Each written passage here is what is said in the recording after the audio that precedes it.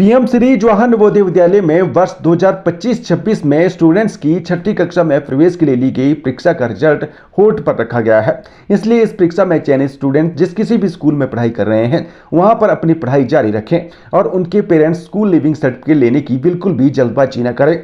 इस तरह की अपील पीएम श्री जवाहर नवोदय विद्यालय सरोड के प्रिंसिपल विक्रम सचदेवा ने की है।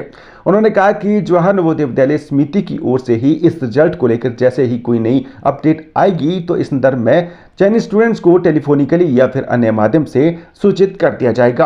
उन्होंने ये भी कहा कि चूंकि इन दिनों जवाहर नवोदय विद्यालय सरोड में 1 अगस्त तक छुट्टियां हैं, बहरहाल छठी कक्षा में एडमिशन की प्रक्रिया छुट्टियां समाप्त होने पर ही शुरू हो पाएगी। यहाँ स्पष्ट कर दें कि जवाहर नवोदय विद्यालय में छठी कक्षा में प्रवेश को लेकर ली गई परीक्षा का रिजल्ट पहले आउट कर दिया गया था, लेकिन बाद में उसे होल्ड पर कर दिया गया है।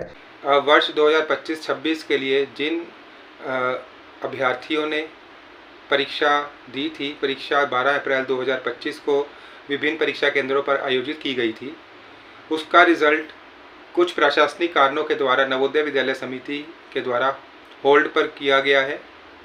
तो मेरी सभी अभिभावकों से और सभी अभ्यर्थियों से यह अपील है कि आप अपने पुराने स्कूल में अपनी पढ़ाई जारी रखें, टीसी लेने की जल्दबाजी ना करें।